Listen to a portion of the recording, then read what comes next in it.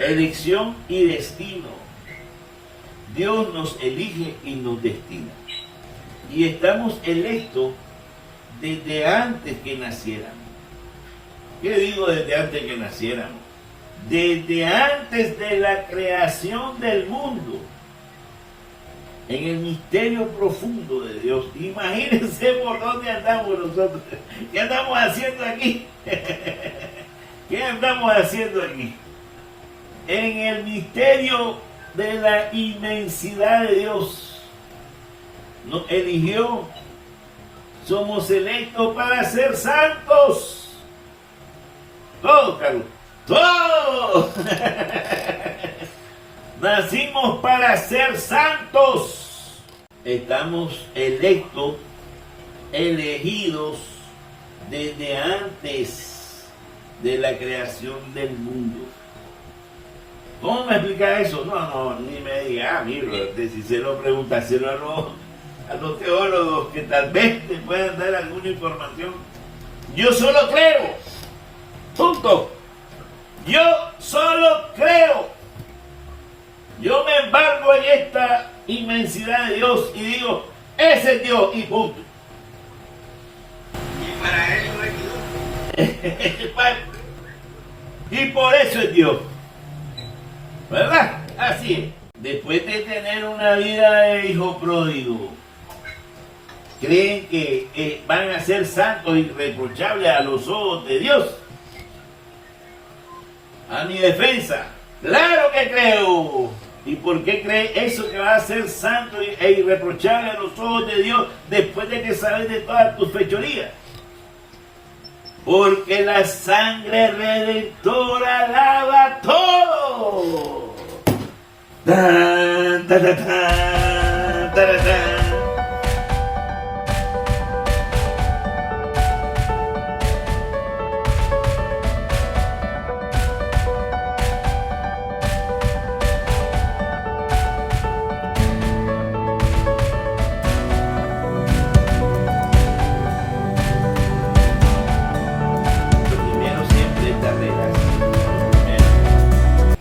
Gracias por un día más de vida, porque comimos, porque tenemos la familia, no hay novedad que nos pueda perjudicar. Estamos bien. Por eso, Señor, muy agradecido. Muchas gracias, muchas gracias. Pues hoy en la lectura le voy a descubrir el plan maestro que le fue revelado a ese apóstol renegado que primero andaba persiguiendo a los cristianos, y no solo persiguiéndolos, juzgándolos hasta llevarlos al suplicio. Y nada más y nada menos que a él le revelan, a través del Espíritu Santo le revelan el plan maestro. Y eso es lo que vamos a leer ahorita. Cuando comencé a leer esto, le confieso que me sentí asombrado. ¡Wow! Esto no se puede entender humanamente. O sea, me puse en ese momento yo, como que si era Pablo, y si tenía yo la posibilidad de, con los conocimientos que tenía, lograr explicar lo que aquí explica. Eso no se puede. Se mira la mano del Espíritu Santo, que demasiada profundidad hay aquí para que uno pueda entender. Bueno, mire bien. Yo, Pablo, apóstol de Cristo Jesús por voluntad de Dios, les deseo a ustedes, los hermanos y fieles cristianos que están en Éfeso, la gracia y la paz de parte de Dios nuestro Padre y del Señor Jesucristo. Bendito sea Dios, Padre de nuestro Señor Jesucristo, que nos ha bendecido en Él con toda clase de bienes espirituales y celestiales.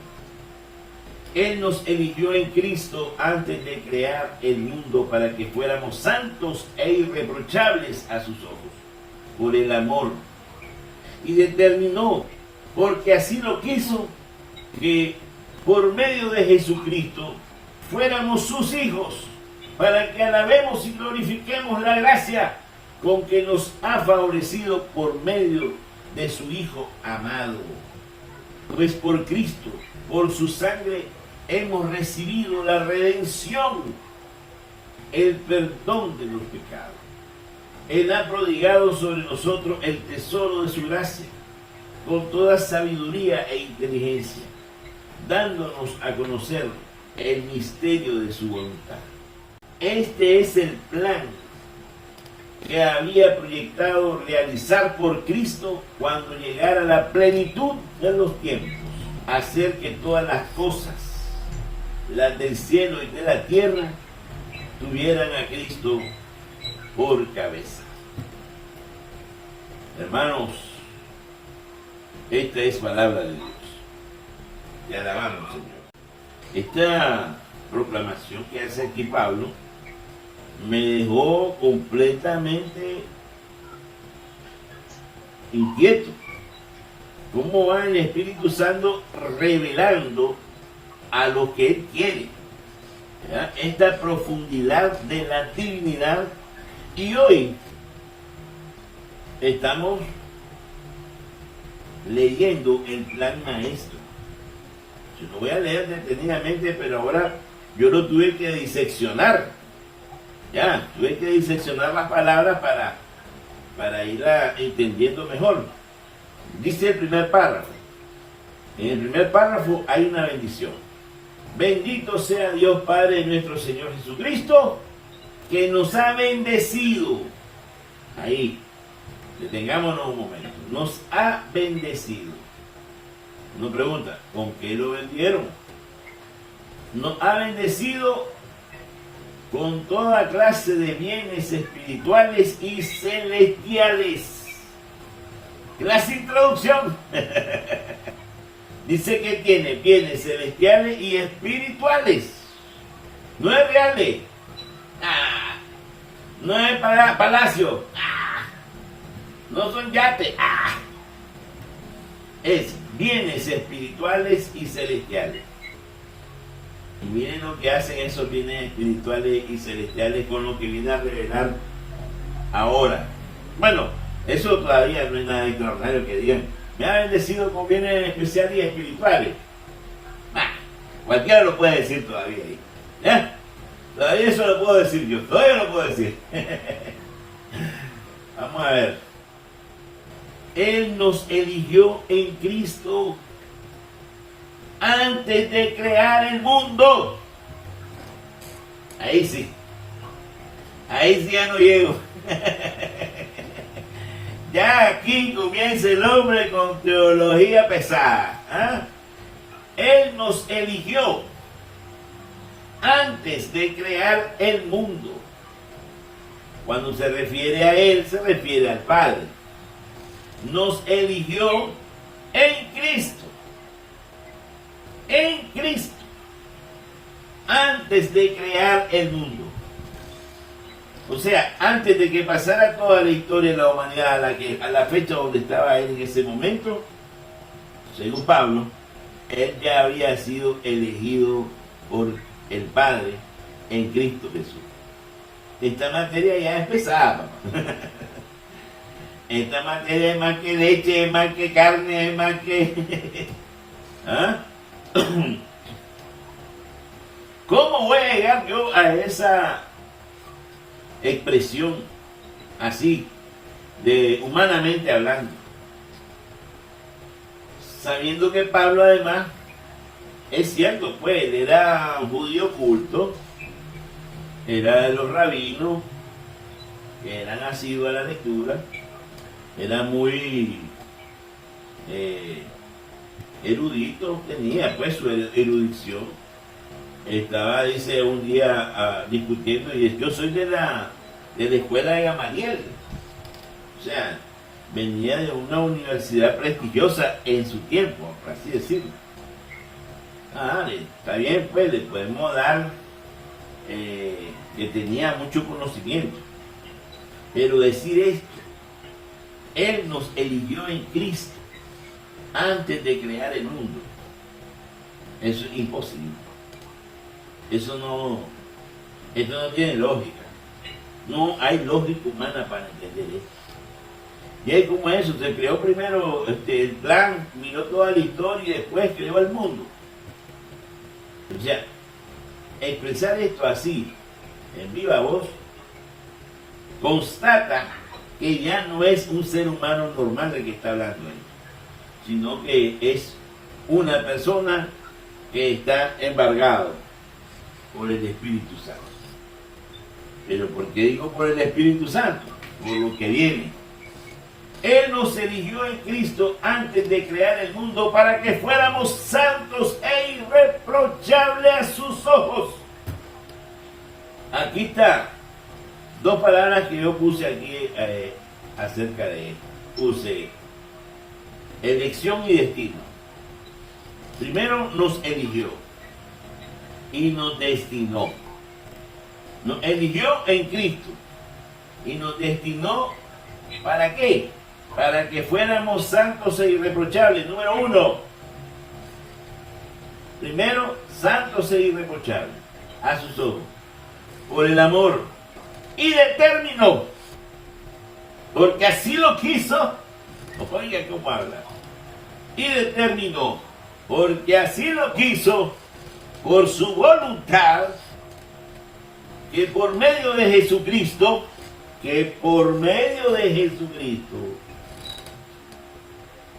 Fuéramos sus hijos. Entonces nos eligió para ser santos e irreprochables e hijos en el Hijo. Hijos en el Hijo. Hijos de Él en el Hijo. Por medio de Jesucristo. ¿Y para qué todo eso? ¿Para qué Él eligió para ser santos e irreprochables e hijos?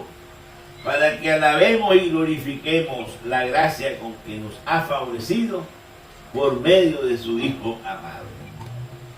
Este párrafo es completamente espiritual. Es una profundidad espiritual y teológica que yo creo que ni los teólogos pueden explicar eso. Esto es puro espíritu. Para entender esto, tenemos que estar embarcados en el Espíritu Santo. Para comprender la profundidad de lo que está diciendo aquí, tenemos que estar embargados por el Espíritu Santo. Elección y destino. Dios nos elige y nos destina. Y estamos electos desde antes que naciéramos. ¿Qué digo desde antes que naciéramos? Desde antes de la creación del mundo. En el misterio profundo de Dios. Imagínense por dónde andamos nosotros. ¿Qué andamos haciendo aquí? ¿Qué andamos haciendo aquí? En el misterio de la inmensidad de Dios. Nos eligió. Somos electos para ser santos. Todos, Carlos. Todos. Nacimos para ser santos. Nos han elegido para ser santos. ¿Y por qué entonces miramos tanto odio, tanto rencor, tanto pecado, tanta inmunidad? Bueno, porque hay un enemigo que se quiere salir con la suya. Pero nosotros, lo que somos nosotros, estamos electos, elegidos desde antes de la creación del mundo. ¿Cómo me explica eso? No, ni me diga, mire, si se lo preguntaselo a los teólogos que tal vez te puedan dar alguna información. Yo solo creo. Punto. Yo solo creo. Yo me embargo en esta inmensidad de Dios y digo, ese es Dios y punto. Y para eso es Dios. Y por eso es Dios. ¿Verdad? Así es. Yo solo creo y Él nos da ahora este alimento espiritual a través de la meditación de su palabra, tratando de digerir un poco esta profundidad espiritual que hay en este chorro de palabras. ¿Ah? Nos eligió y nos destinó. ¿Cuál es el destino? Bueno, el destino es que seamos santos e irreprochables, así como nos miran, caballeros. Así como nos miran, caballeros. Estamos destinados a ser santos e irreprochables e hijos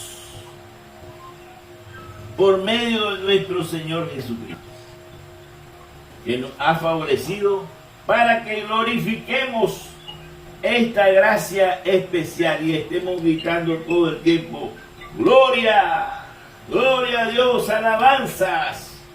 Bendito y alabado sea nuestro Señor, que nos ha bendecido con su gracia para que seamos hijos en el Hijo.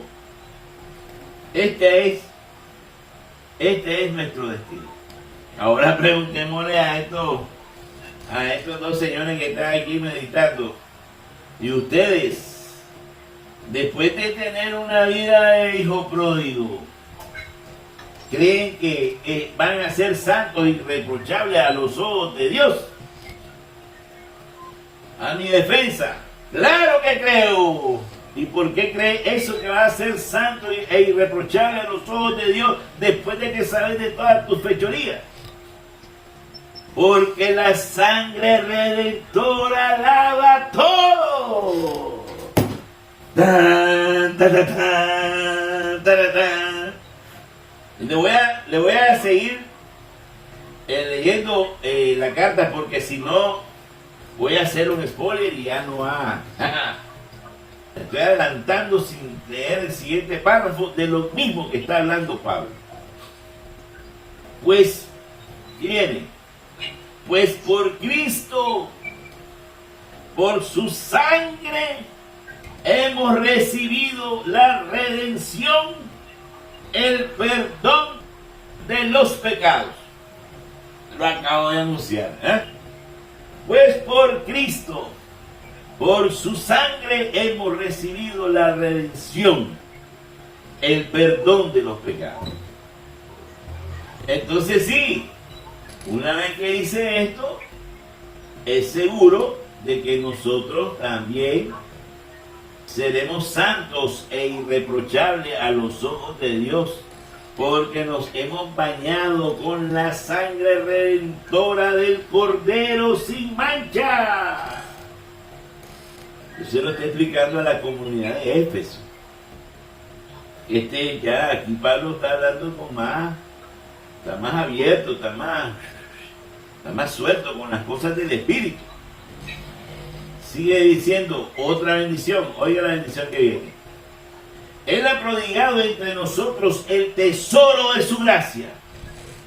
El tesoro de su gracia. Vamos a ver qué es ese tesoro. Con toda sabiduría e inteligencia, dándonos a conocer el misterio de su voluntad.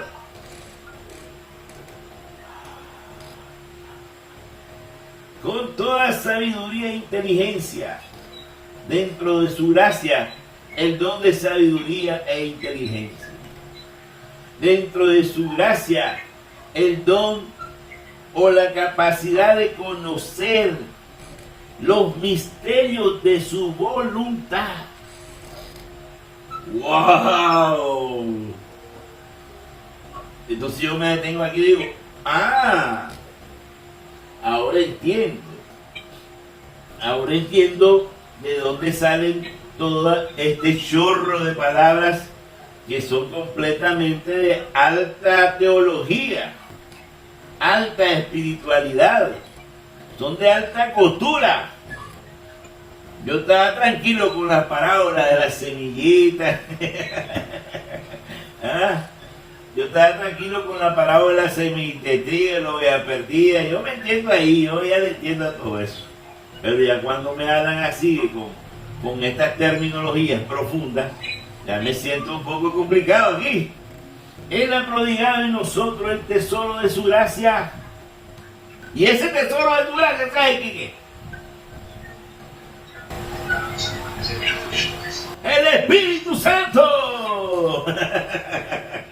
El tesoro de su gracia es el Espíritu Santo, que nos embarga de todo don, sabiduría, inteligencia, para poder escrutar los misterios de su voluntad. ¡Guau! ¿Cómo se siente, Señor? ¿Cómo se siente, maestro? Estamos entrando en calor. Estamos entrando en calor. Eso es una bendición. Ahora digo yo, con razón, con razón.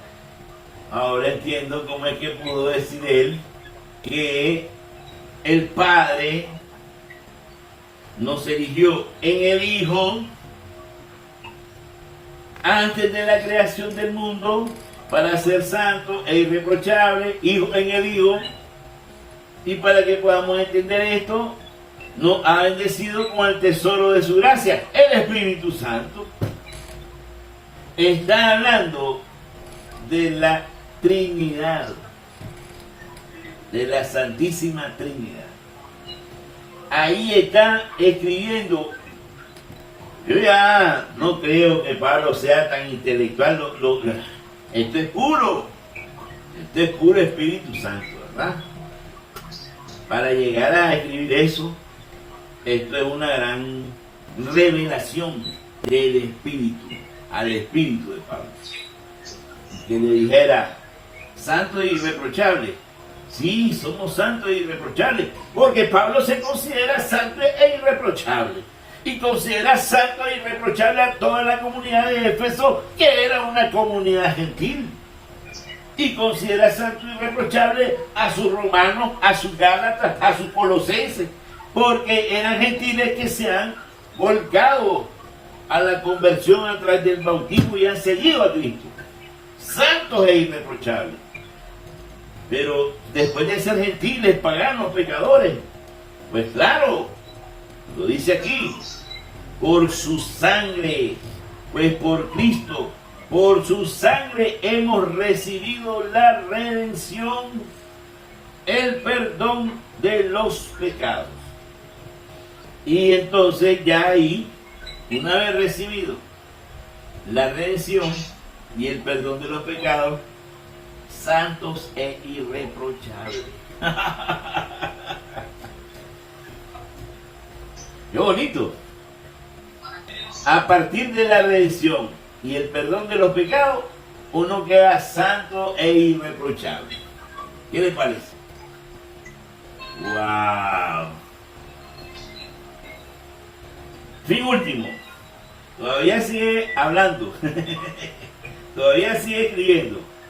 Y este es el fin último de todo esto que está contando Pablo.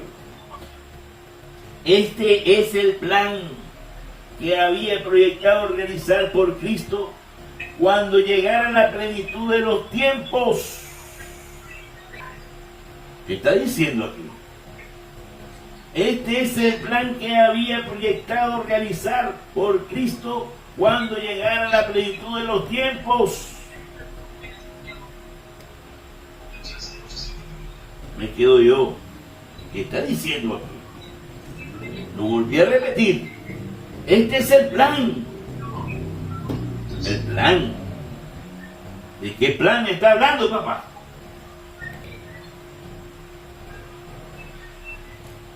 A ver. Es un plan maestro. Claro que es un plan maestro porque es del mismo Dios. Claro que es un plan maestro. Pero ¿de qué plan se trata? ¿Qué es lo que está pasando aquí?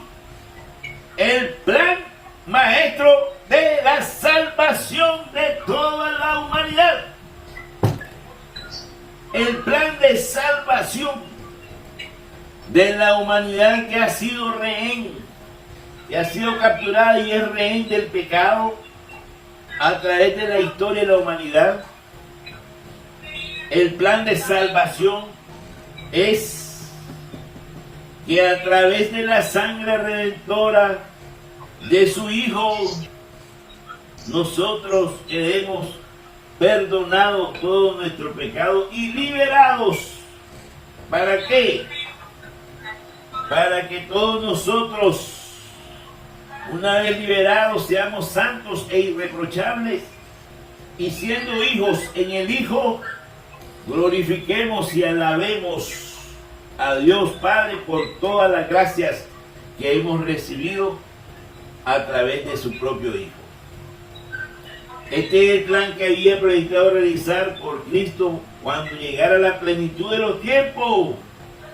Es decir, la plenitud de los tiempos es cuando se presenta el Hijo de Dios encarnado en la Virgen. Hacer que todas las cosas comiencen a moverse. Las del cielo, dice, y las de la tierra.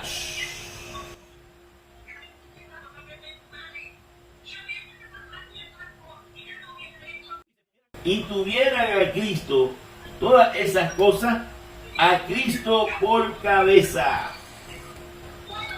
Repito, hacer que todas las cosas, las del cielo y las de la tierra, tuvieran a Cristo por cabeza, tuvieran a Cristo por rey. Cristo es rey de todas las cosas, del cielo y de la tierra. Es nuestro rey. Entre los cielos y la tierra ahorita se vienen uniendo, El cielo y la tierra, todas las cosas van buscando se van uniendo a través de la historia para que Cristo, el Hijo de Dios, sea el Rey de todo eso. Esto es un chorro de Espíritu Santo. Esto es una revelación de espíritu a espíritu. Aquí no creo que un intelectual, uno que está acostumbrado a los silogismos, que está acostumbrado a hacer preguntas socráticas, aquel intelectual que está acostumbrado a hacer hermenéuticas. No. Aquí no es fácil. No es fácil entender esto si no está uno embargado por el Espíritu con que fue escrito por Pablo. De espíritu a espíritu. Entonces, la revelación del plan maestro, estamos leyendo ahorita. ¿Qué le pasa? Estamos leyendo nada más y nada menos, desempolvando en estos tesoros que estamos descubriendo desde hace 2000 años. Imagínense que nos fuimos a un lugar de aquel lejano oriente y escarbamos en aquellos lugares arqueológicos y estamos leyendo estas palabras. Estamos leyendo el plan maestro del Dios Todopoderoso para salvar a la humanidad y está revelando el secreto de cómo fue o cómo es. Y aquí lo dice claramente. Nos eligió a nosotros para ser santos e irreprochables y ser hijos en el Hijo. Hijos en el Hijo amado. Hijos en Cristo. A través de su sangre redentora que lava todos nuestros pecados y nos deja santos e irreprochables, para prodigarnos el tesoro de su gracia, el Espíritu Santo, para que podamos entender con sabiduría e inteligencia el misterio de su voluntad. ¡Wow! Esto es un gusto enorme. Esto es un gusto enorme. Y claro, uno lo lee y de repente se va uno de un amigo, un vecino y dice: amigo, ajá, ¿qué pasó? Te voy a contar el plan maestro. ¿Cuál es el plan maestro? Que el Señor, Padre Todopoderoso, nos ha elegido desde antes de que se creara el mundo, para que fuéramos nosotros santos e irreprochables e hijos en el Hijo amado, que nos ha rescatado, nos ha redimido a través de su sangre redentora en aquel cruento sacrificio en el Gólgota, en la cruz del Calvario y nos ha prodigado, una vez que nos ha lavado con su sangre, nos ha prodigado el tesoro de su gracia para que nosotros tuviéramos la sabiduría y la inteligencia para entender los misterios de su voluntad. Y no sabe cuál es su voluntad. Que nosotros tengamos en la plenitud de los tiempos, que nosotros estemos en la plenitud del tiempo alabando y glorificando a nuestro Cristo, Rey del universo. El otro amigo se va a quedar. ¿Me hace la cabeza? ¿Cuántas veces hemos escuchado esta lectura? En tantos años. ¿Cuántas veces se nos ha llegado la gente alegre a decirnos, el Señor nos ha redimido, ahora somos santos e irreprochables, estamos perdonados porque Cristo murió en la cruz? ¿Cuántas veces? Y el ser humano reincide y reincide y reincide. Y el ser humano cae en el reproche. Y el ser humano cae en la inmundanidad. O sea, nosotros en todo ese tiempo que pasó, y pasó esta lectura por nuestros ojos, como a muchos, quizás no la habíamos entendido correctamente. O no nos habían dado esa cachetada así. Oye, ¿entienden lo que estamos hablando ahorita? Es una revelación del plan maestro. Es una revelación importantísima. Es una revelación que tenemos que compartirla con todo el mundo. Claro que sí. Tenemos que advertirle a todas las ovejas perdidas, a todas las ovejas que se sienten alejadas del redil, que son elegidos desde antes de que se creara el mundo, por amor, amor paterno. Y que no se preocupen que si están en el chiquero hediondo ahorita, que no se preocupen, porque la sangre redentora de Cristo nos va a limpiar y a bañar hasta dejarnos nuevecitos de paquete, hasta dejarnos santos e irreprochables. Y que tenemos que seguir caminando porque nuestro fin último es ser adoradores del Padre, del Hijo y del Espíritu Santo. Amén. ¿Están contentos con eso o sigo?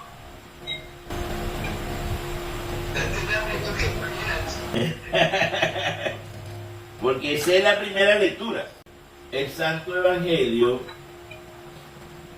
es un regaño que viene Jesús haciéndole a los fariseos y a los doctores de la ley, porque ellos han tergiversado todo. Imagínense,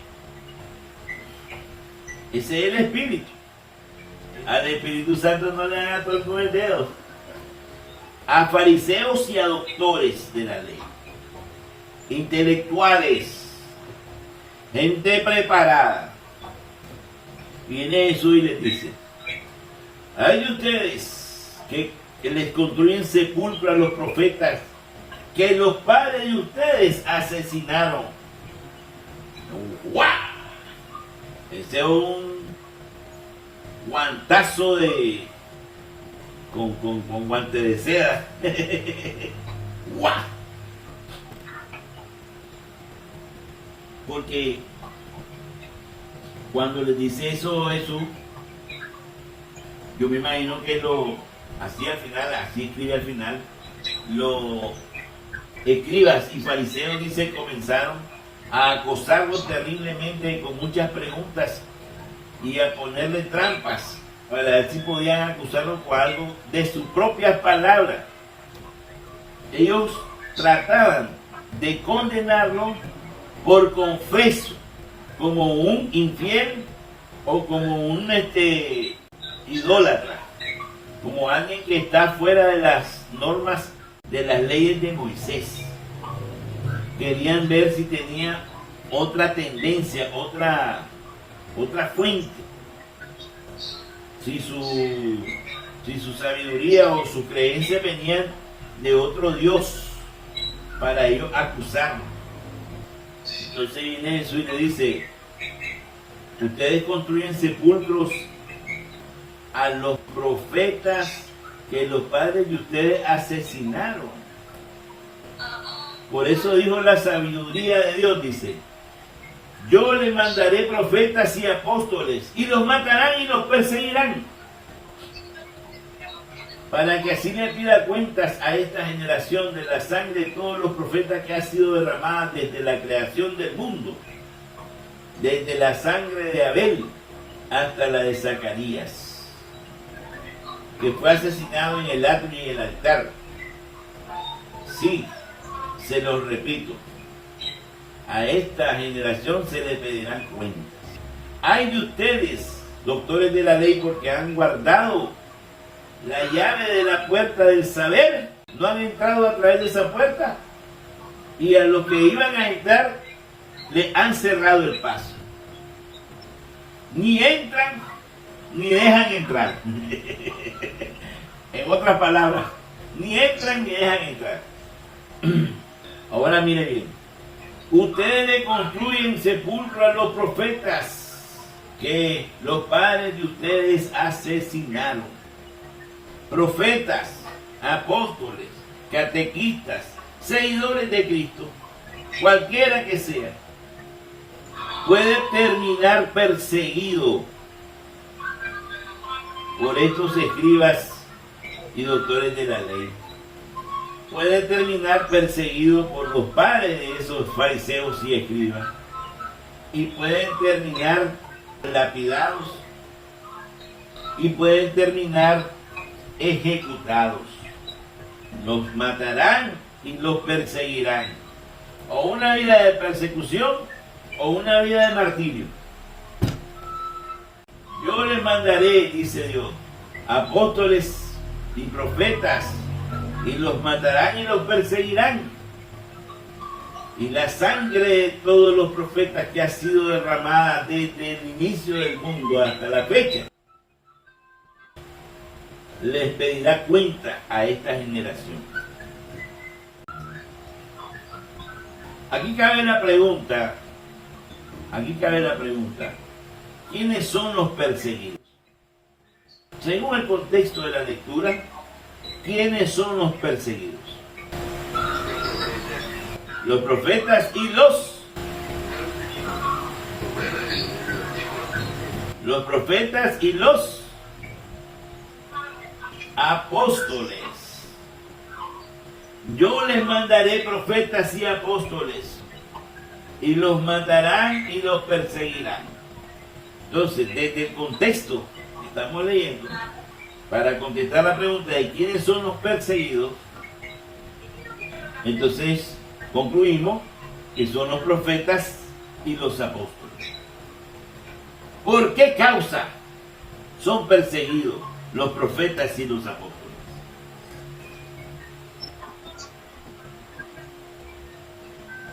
¿Por qué causa son perseguidos los profetas y los apóstoles?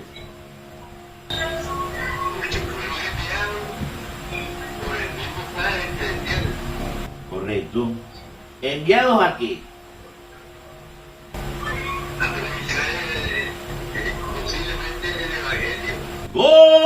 Correcto, señores. Un aplauso aquí todo el público. ¡Bravo, bravo!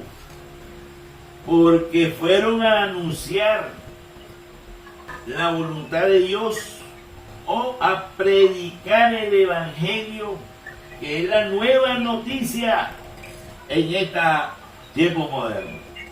Al inicio los profetas anunciaban la voluntad de Dios para que se cambiara, para que se convirtiera. Y después, con la venida de Cristo, van todos enviados por Jesucristo a anunciar la buena noticia del reino, de que todos somos hijos del Padre, de que todos estamos elegidos desde antes de la creación del mundo para ser santos e irreprochables, para ser hijos en el Hijo, para estar dando gracias y glorias al Dios de la misericordia a través de su Hijo. Bueno, muy bien contestado. ¿Y por qué haces la pregunta, Carlos Fernando? Es que en Mateo 5, en el capítulo 5 de Mateo, aparece la bienaventuranza. Y ahí aparece la palabra perseguido. Y aparece como una bienaventuranza que nosotros seamos perseguidos. Bienaventurados los perseguidos, porque de ellos es el reino de los cielos. Pero la pregunta es, y a lo que quiero llegar, ¿es cualquier perseguido el bienaventurado? ¿Es cualquier perseguido el bienaventurado?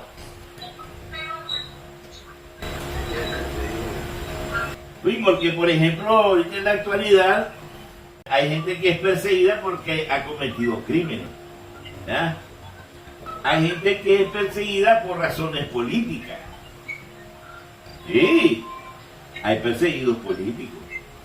Hay perseguidos por la justicia, porque hicieron fechorías. Por ejemplo, hay unos que están perseguidos en El Salvador y se vinieron a Nicaragua. ¿Ya? Y cuando uno siente que está perseguido, ¡up!, sale de allá del país y va a buscar otro lugar. Se van al exilio. Pero de esos perseguidos se estará hablando aquí el Señor. De cualquier tipo de perseguido por la justicia, por la política, por la economía, porque es perseguido por los bancos porque no les pagan. ¿O de qué perseguido está hablando aquí el Señor?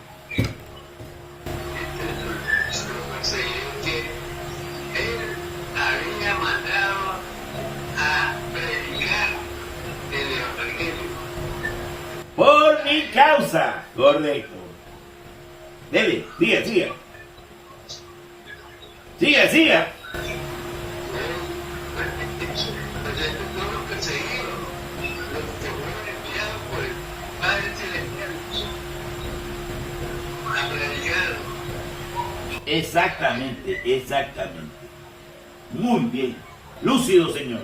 Usted está lúcido. No es cualquier perseguido. Pero la gente a veces confunde.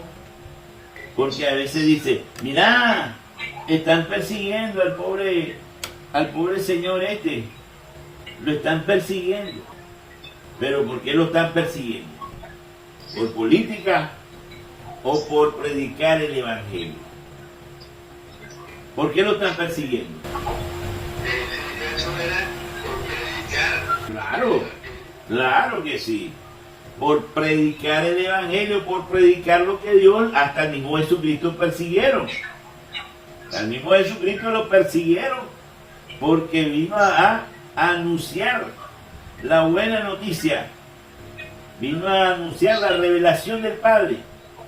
Es decir, hay que estar muy atentos para no quedar confundidos de que cualquier perseguido sea causa de que nosotros lo veamos como meritorio del reino, o como que ese perseguido que está siendo en este momento asoleado por la persecución, que después nos envuelva a nosotros y vamos detrás del los perseguidos, o los perseguidos de los que habla el Evangelio, son los perseguidos bajo la dinámica y bajo el testimonio del mismo Hijo de Dios, que hablaba con la verdad, que se enfrentaba frente a frente y le decía la verdad en su cara, le ponía el dedo en la llaga, incluso a la gente que menos se lo esperaba que lo criticara, como eran los fariseos y los doctores de la ley, que supuestamente eran circunspectos, muy sabios, muy doctos. Y sin embargo el Señor les jala la chaqueta cada rato. Pero por decirle la verdad a ellos, frente a frente, y ellos se indignan y buscan cualquier estratagema para quererlo llevar al patíbulo, entonces, ¿cuándo es perseguido por el Evangelio? Porque también persiguieron a Barrabás. ¿Eh? También Barrabás puede decir, yo fui perseguido por la causa. Nosotros andábamos ahí queriendo liberarnos del Imperio Romano. Pero no se trata de esos perseguidos. Ese era un mártir político, no un mártir del Evangelio. Va a ser llamado en historia como héroe nacional. Y lo van a tener en los monumentos como héroe. Perfecto. Pero no es de los perseguidos por el Evangelio.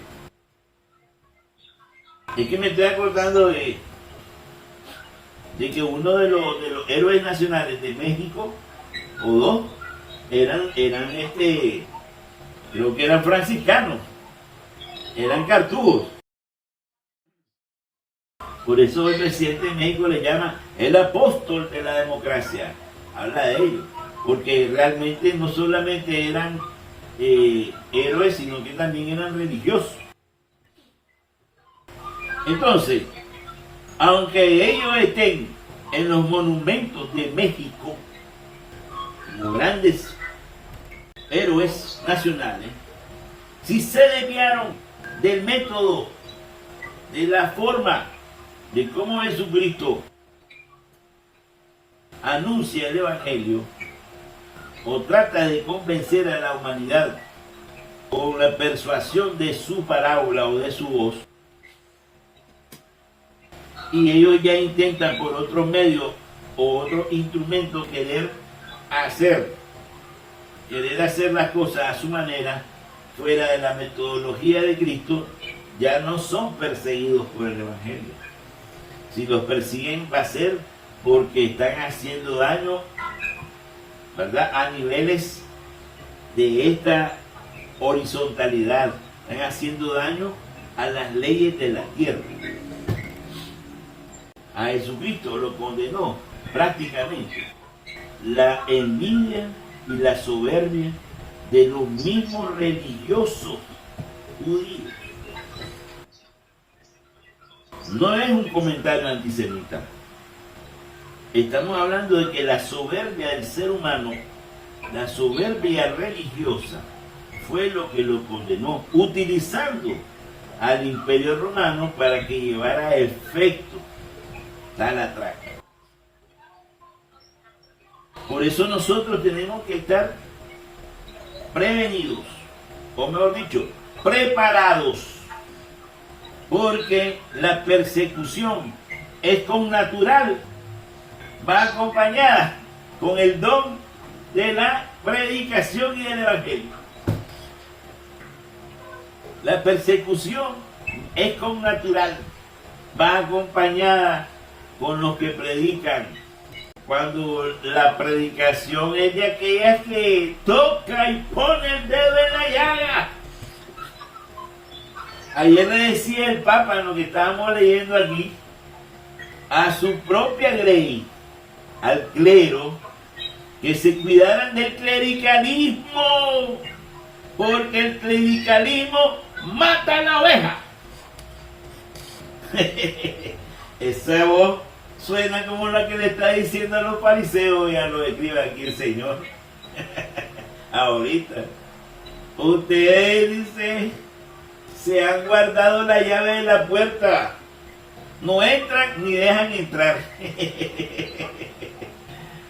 Eso es lo que está diciendo. Y ayer le digo, el Papa Francisco a sus cardenales, a todo el clero, que tengan cuidado de caer en la garra del clericalismo, porque el clericalismo mata a la oveja que supuestamente el Señor mandó a que la apacentaran. En vez de apacentar a la oveja, la matan. Cuidado. A veces ocupan a la oveja de mampara. Cúrame, por favor, cúrame.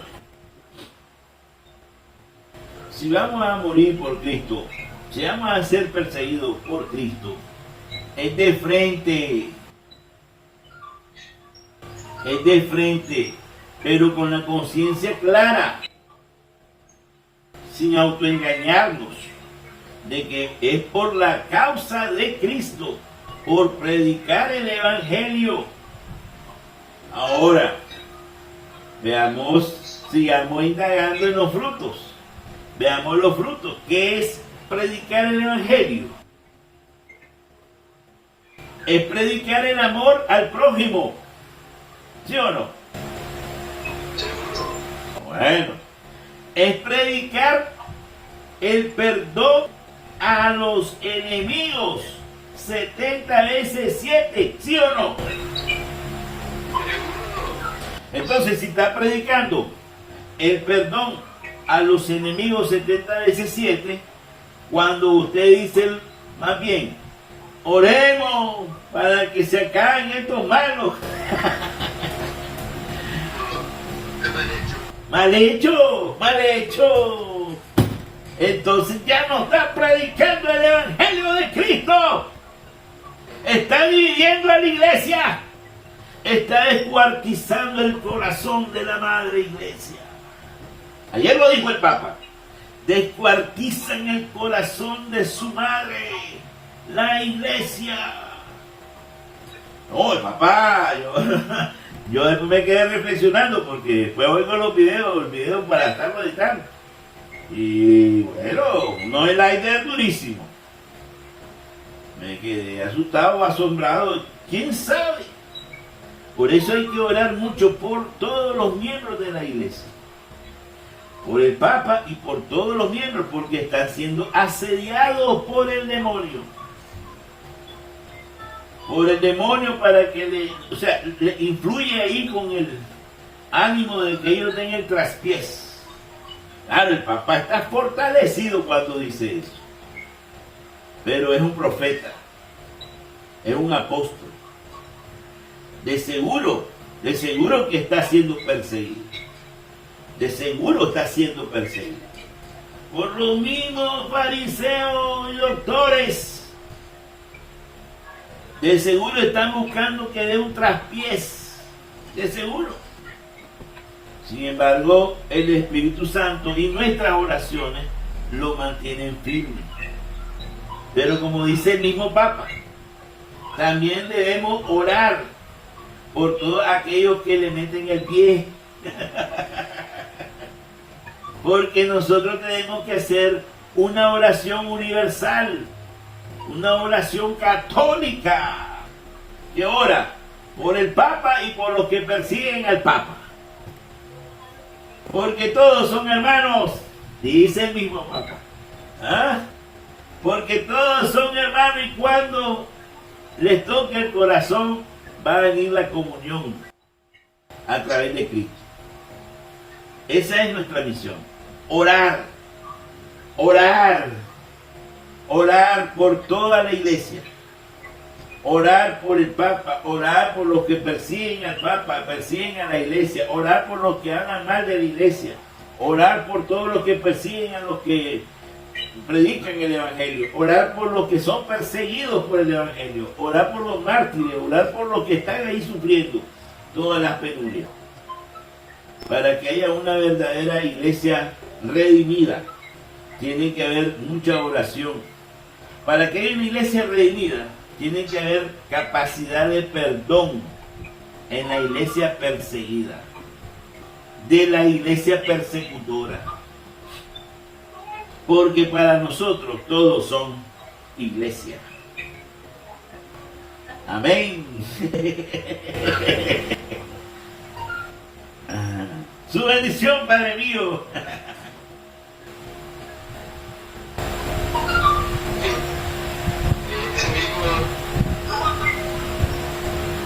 Padre Celestial, mensaje militante desde el principio del mundo, toda la situación de la iglesia, te conceda la fortaleza del Espíritu Santo, la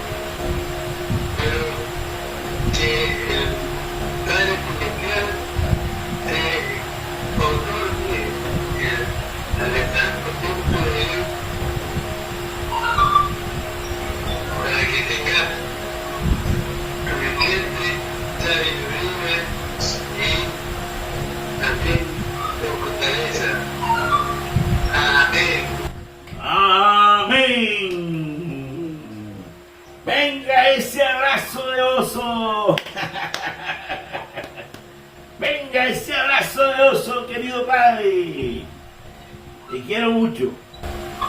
Gracias. Gracias por esa bendición. Gracias por esa bendición. ¡Feliz noche! Hasta la próxima. ¡Hasta la próxima!